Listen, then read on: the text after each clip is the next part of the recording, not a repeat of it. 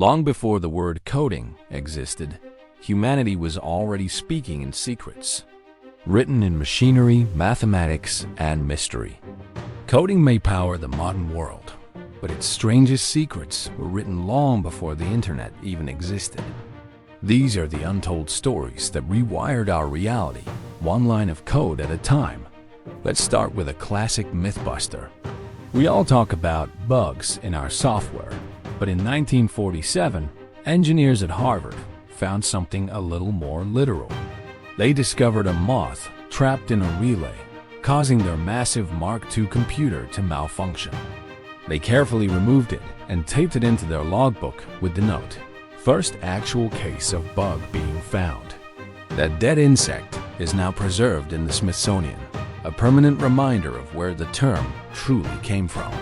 Before malicious hackers and ransomware, the very first computer virus was actually a game of digital tag. Back in 1971, a program called Creeper was created. It wasn't designed to steal your data or crash your system. Instead, it would self-replicate and jump between computers on the ARPANET, the precursor to the internet. When it arrived on a new machine, it would simply display a taunting message: "I'm the Creeper. Catch me if you can." In response, another program called Reaper was created, designed specifically to hunt down and delete Creeper. This playful chase was the first ever example of antivirus software in action. Now, let's travel even further back, to a time of steam engines and ball gowns. Who do you picture when you think of the first computer programmer? It wasn't a tech bro in a hoodie. It was Ada Lovelace, a Victorian aristocrat and mathematician. In 1843, a full century before the first electronic computer was built, she studied Charles Babbage's designs for a theoretical machine called the analytical engine. She went beyond simply understanding it. She wrote what is now recognized as the world's first algorithm. She described how the machine could be instructed to calculate a complex sequence of numbers, essentially predicting the concept of software before the hardware to run it even existed. She saw not just a calculator, but a machine capable of creation. You might think that NASA, with its cutting-edge technology, would constantly be updating its code. But some of their most critical systems, like those on the Voyager spacecraft launched in the 1970s, still run on their original code. Why? Because it works. It has been tested by decades of flight through the harshness of space and has proven to be incredibly reliable. In a world where we update our apps every other week, it's a powerful lesson. If it's not broken and it's flying through interstellar space, don't fix it. The principle of "don't touch the working code" has never been more true. Think about the multi-billion-dollar gaming industry today. It all started with a game that made exactly $0. In 1962, a group of students at MIT created Space War on a massive PDP-1 computer. It was a simple two-player game where you controlled spaceships and tried to shoot each other, all while navigating the gravitational pull of a star. It was revolutionary, the first true digital video game.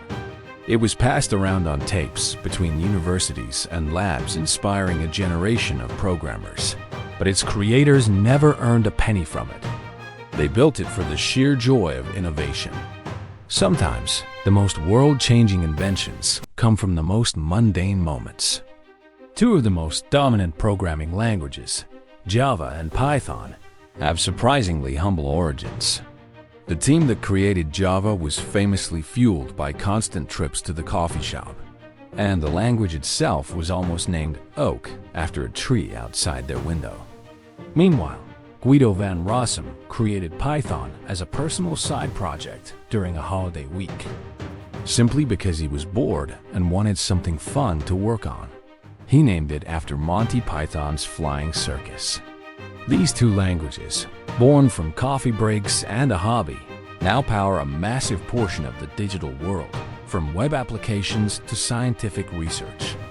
When you imagine the first computer, forget your sleek laptop. Picture a monster.